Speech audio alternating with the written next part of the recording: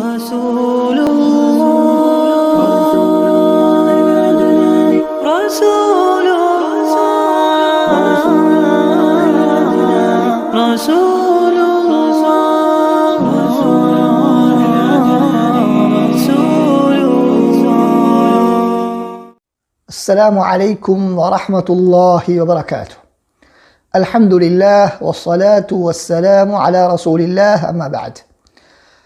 அன்பிக்கும் மதிப்புக்கும் உரிய இஸ்லாமிய சகோதர சகோதரிகளே, நபி ஸல்லல்லாஹு அலைஹி வஸல்லம் அவர்களின் நாளாந்த நிகழ்ச்சிகள் தொடர் பயான் நிகழ்ச்சியின் மீண்டும் ஒரு அமர்விலே உங்கள் அனைவரையும் நாம் சந்திப்பதில் பெரும் மகிழ்ச்சி அடைகின்றோம். அன்பார்ந்தவர்களே, நாம் இதுவரைக்கும் நபி ஸல்லல்லாஹு அலைஹி வஸல்லம் அவர்கள்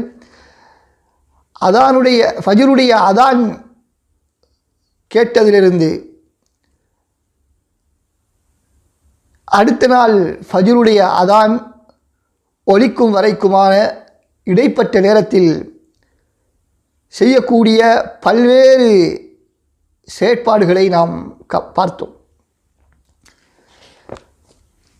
இந்த நபி ஸல்லல்லாஹு அலைஹி வஸல்லம் அவர்களின் வாழ்க்கையை நாம் எடுத்து பார்க்கும் பொழுது நமக்கு பல்வேறு விதமான ஆழமான கருத்துக்களை புரிய முடியுமாக இருக்கின்றது. அந்த கருத்துக்களில் முக்கியமான சில விடயங்களை மாத்திரம் நாம் நமது இந்த தொடர் பயான் நிகழ்ச்சி இந்த இறுதி கட்டத்திலே நாம் பார்க்க இருக்கின்றோம்.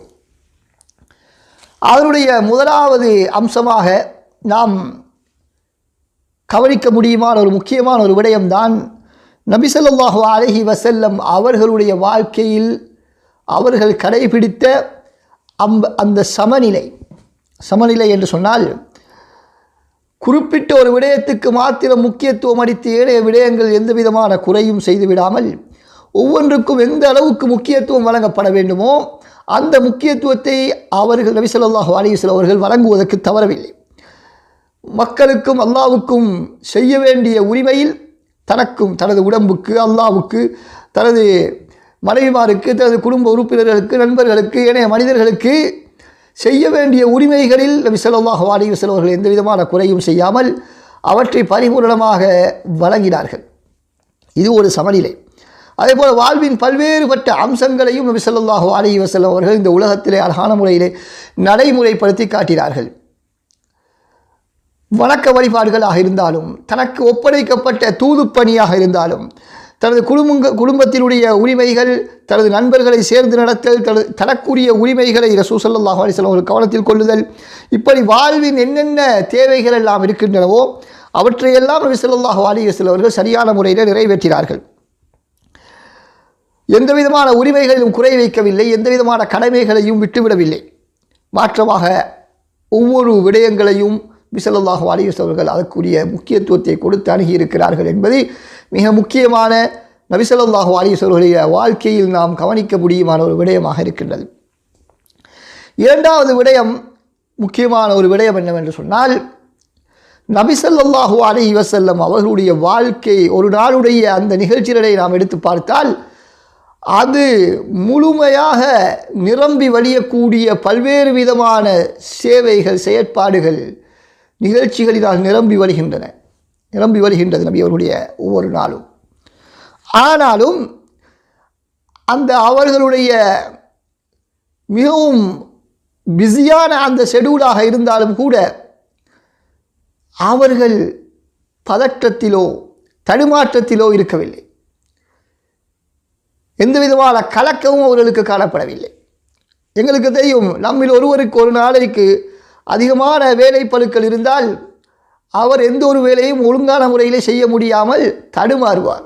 எதனை முதலாவது செய்வது, எதனை விடுவது, எதனை செய்வது என்பதை புரியாமல் பல்வேறு விதமான சங்கடங்களுக்கு உள்ளாவதை நாம் பார்க்கின்றோம். ஆனால் நபி ஸல்லல்லாஹு அலைஹி வஸல்லம் அவர்களுடைய ஒவ்வொரு நாளும் பல்வேறு விதமான பணிகளை உள்ளடக்கியதாக இருந்திருக்கின்றது.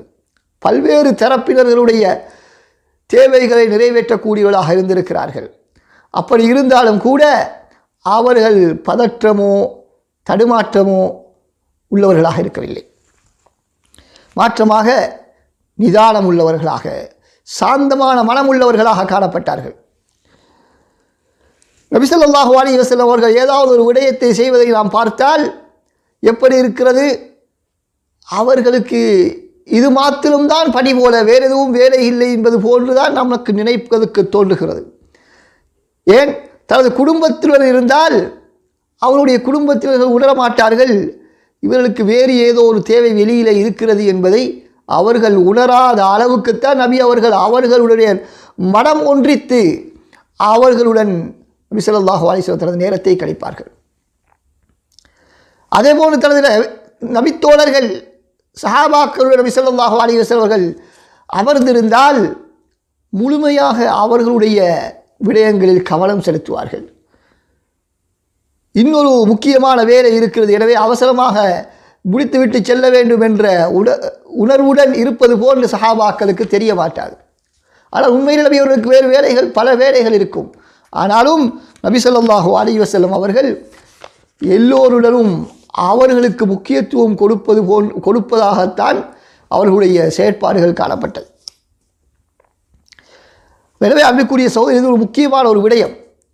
யாராவது ஒரு மனிதனுடைய அழைப்பின் பேரிலோ அல்லது அவருடைய தேவையை நாம் நிறைவேற்றி கொண்டிருக்கும் பொழுது, அவர்கள் உரையாடி கொண்டிருக்கும் பொழுது எப்படியாவது அவரை விட்டு நாம் விலகிச் செல்வதற்கான விடயங்களில் நாம் ஈடுபட்டு விடக்கூடாது. அனைத்து விடயங்களையும் நாம் அழகான முறையிலே ஒழுங்குபடுத்த வேண்டும். இதைத்தான் நபி ஸல்லல்லாஹு அலைஹி வஸல்லம் மூன்றாவது முக்கியமான வாழ்க்கையின் முக்கியமாக நபி அவர்கள் கடைபிடித்த அம்சமாக நாம் பார்க்கின்றோம். நபி அவர்களுடைய முழு வாழ்க்கையும் ஒழுங்குபடுத்தப்பட்டது. ஆனால் சலிப்பானதாகவோ எந்த விதமான நெகிழ்த்தன்மையற்றதாகவோ இருக்கவில்லை. சிலர் தாம்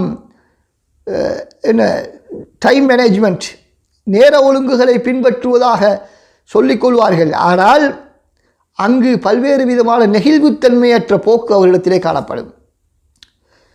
அப்படி என்றால் குறிப்பிட்ட நேரத்தை முடிவு செய்தால் அதிலே கட்டாயம் அந்த வேலையை முடித்துத்தான் ஆக வேண்டும் என்பதற்காக வேண்டி சில மக்களை கூட அவர்கள் பகைத்துக் கொள்வதற்கு தயங்க மாட்டார்கள். ஆனால் ரசூல் ஸல்லல்லாஹு அலைஹி வஸல்லம் அவர்கள் அப்படி இருக்கவில்லை. தனது வாழ்க்கையின் ஒவ்வொரு செயற்பாடுகளையும் அவர்கள் ஒழுங்குபடுத்தி இருந்தார்கள். ஆனால் தேவைப்பட்டால் அதிலே நெகிழ்வுத்தன்மையையும் கடைபிடிக்கக்கூடியவர்களாக நபி அவர்கள் காணப்பட்டார்கள். எனவே நாங்கள் பார்க்கிறோம், நபி ஸல்லல்லாஹு அலைஹி வஸல்லம் அவர்கள் சில தொழுகைகளுக்கு பின்னால் உரை நிகழ்த்துவார்கள். சில நேரம் உரை நிகழ்த்த மாட்டார்கள். சில நேரம் நீளமான நேரம் நபித்தோழர்கள் அமர்ந்திருப்பார்கள். இன்னும் சில வேளை குறுகிய நேரம் அமர்ந்திருப்பார்கள். இப்படி நபி அவர்கள் அந்த தேவைக்கேற்ப, சூழலுக்கேற்ப, பிரச்சனைகளுக்கேற்ப தனது அந்த நிகழ்ச்சி நிரலை மாற்றி அமைக்கக்கூடியவர்களாக இருந்திருக்கிறார்கள். நாம் நேரத்துக்கு செய்யப்படக்கூடியவர்கள் என்று சொல்லிக்கொண்டு மற்றவர்களுடைய மனங்கள் புண்படக்கூடிய விதத்திலே நடந்து கொள்ளக்கூடாது என்பதை நபி ஸல்லல்லாஹு அலைஹி வஸல்லம் வாழ்க்கையிலிருந்து நாம் பெறக்கூடிய ஒரு முக்கியமான ஒரு படிப்பினையாக இருக்கிறது. அடுத்ததாக அன்பிற்குரிய சகோதரர்களே, நபி ஸல்லல்லாஹு அலைஹி வஸல்லம் அவர்களுடைய வாழ்க்கையிலே எளிமை காணப்பட்டது. சாதாரண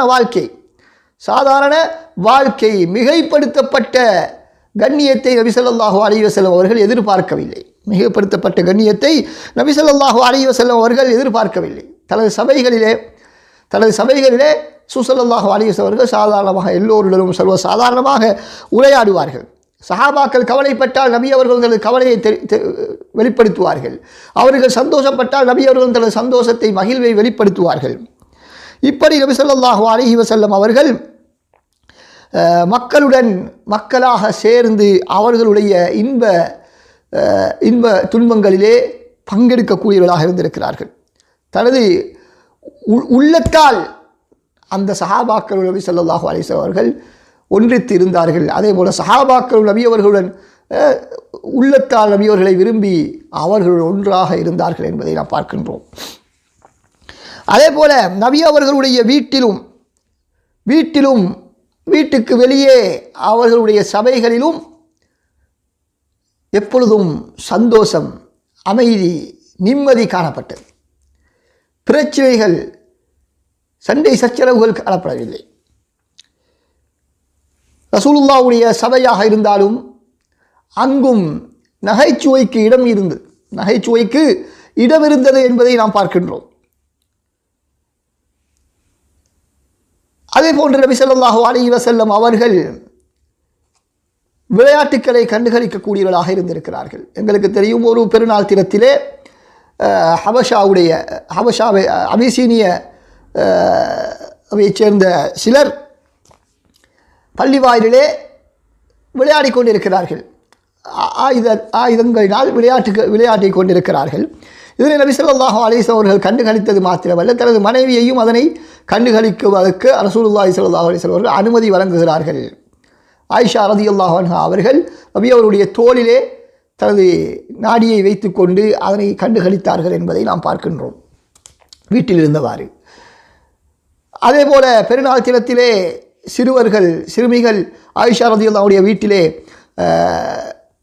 அந்த தாளத்தை வைத்து பாட்டு படித்து கொண்டிருந்த பொழுது அதனை நபி ஸல்லல்லாஹு அலைஹி வஸல்லம் அனுமதித்தார்கள். இது பெருநாள் தினம், அது அனுமதிக்கப்பட்ட ஒரு விடயம் என்று நபி ஸல்லல்லாஹு அலைஹி வஸல்லம் அனுமதித்தார்கள். இப்படி ரசூலுல்லாஹி ஸல்லல்லாஹு அலைஹி வஸல்லம் அவர்கள் ஒரு தலைவர் என்பதற்காக வேண்டி கடுமையான முறையிலே அவர்கள் நடந்து கொள்ளவில்லை. இறையச்சம் உள்ளவர் என்பதற்காக வேண்டி உலகத்திலே அனுமதிக்கப்பட்ட இன்பங்களை ரசூல் ஸல்லல்லாஹு அலைஹி வஸல்லம் அவர்கள் தவிர்ந்து வாழுமாறு நமக்கு வழிகாட்டவில்லை. மாற்றமாக அவ்வாறு நடந்து கொள்வதற்கு முயற்சித்தவர்களை நபி அவர்கள் தடை செய்திருக்கிறார்கள் என்பதை நாம் பார்க்கின்றோம். 3 பேர் வந்து ரசூலுல்லாஹி ஸல்லல்லாஹு அலைஹி வஸல்லத்திலே நபி அவருடைய வணக்க வழிபாடுகள் எவ்வாறு இருக்கின்றது என்பதை நபி அவருடைய மனைவியிடத்திலே விசாரித்துவிட்டு அவர்களுடைய பார்வையை நபி அவர்கள் செய்யக்கூடிய வணக்க வழிபாடுகள் குறைவாக இருக்கிறது என்று எண்ணுகிறார்கள். ஏற்கனவே அதைத்தான் நாம் ஆரம்பத்திலே சொன்னோம். ரசூலுல்லாஹ் வாழ்க்கை எப்பொழுதுமே வணக்க வழிபாடுகளை கழிந்து செல்லவில்லை. மாற்றமாக வணக்க வழிபாடுகளையும் கழித்தார்கள். அதே போல ஏழைய உலக காரியங்களிலும் ஸல்லல்லாஹு அலைஹி வஸல்லம் அவர்கள் தன்னை ஈடுபடுத்திக் கொள்வார்கள். ஆனால் அந்த மனிதர்கள் என்ன நினைத்தார்கள்? உலக காரியங்களில் ஈடுபடுவது இஸ்லாத்துக்கு முரணானது அல்லது தக்குவாவுக்கு முரணானது என்று அவர்கள் நினைத்ததன் காரணமாக அவர்கள் நான் இதற்கு பின்னால் திருமணம் முடிக்க மாட்டேன் என்ற ஒருவரும், இன்னொருவர் இரவு பூராக நான் தூங்க மாட்டேன் என்ற ஒருவரும், இன்னொருவர் நான் எந்த நாளும் ஒவ்வொரு நாளும் நோட்புக்கப் போகிறேன் என்று முடிவெடுத்தார்கள். இதில் ரசூல் ஸல்லல்லாஹு அலைஹி வஸல்லம் அவர்கள் இது எனது சுன்னாவுக்கு மாற்றம் என்பதாக சொன்னார்கள். எனது சுன்னாவுக்கு மாற்றம் என்பதாக சொன்னார்கள். எங்களுக்கு தெரியும் இன்னொரு சம்பவம். ஒரு சஹாபி திருமணம் முடித்ததிலிருந்து தனது மனைவியுடன் உறவுலே ஈடுபடவில்லை. காரணம் என்ன? அவர் பகல் பூராக நோன்பு, இரவு பூராக நின்று வணங்குகிறார். இதனை பார்த்து ரசூலுல்லாஹி ஸல்லல்லாஹு அலைஹி வஸல்லம் என்ன சொன்னார்கள்? இது தவறு. உனது உடம்புக்கு என்று உனக்கு ஒரு உரிமை இருக்கிறது. உடம்புக்கு செய்ய வேண்டிய கடமை, மனைவிக்கு செய்ய வேண்டிய கடமை, இவைகளுக்கு நீ அந்த கடமைகளை சரியான முறையில் செய்ய வேண்டும் என்று ஸல்லல்லாஹு அலைஹி வஸல்லம் அவர்கள் வழிகாட்டியிருக்கிறார்கள். எனவே அன்புக்குரிய சகோதரர், நாம் நமது வாழ்க்கையை இவ்வாறு ஒழுங்குபடுத்தப்பட்டதாக, எந்த விதமான சடையுமற்றதாக நாம் ஆக்கிக்கொள்வதற்கு பழக வேண்டும். அனைத்து விடயங்களுக்கும் அதற்குரிய முக்கியத்துவத்தை சரியான முறையில் வழங்கி அனைவருடைய உரிமையிலும் எந்த விதமான குறையும் வைக்காமல் நாம் நடந்து கொள்ள வேண்டும். நமது தக்குவா என்ற பெயரிலே நாம் மக்களுடைய வெறுப்பை சம்பாதிக்கக்கூடியவர்களாக இருக்கக்கூடாது. மாற்றமாக நமது தக்குவா எப்பொழுதும் அந்த தக்குவாவை மக்கள் நேசிக்கக்கூடியவர்களாகத்தான் இருக்க வேண்டும். அப்படித்தான் அந்த இஸ்லாம் எங்களுக்கு வழிகாட்டி இருக்கிறது. எனவே வல்லவர் அல்லாஹ் சுப்ஹானஹு வ தஆலா இந்த விடயங்களை எமது வாழ்க்கையில் பின்பற்றுவதற்கு தௌஃபீக் செய்வானாக.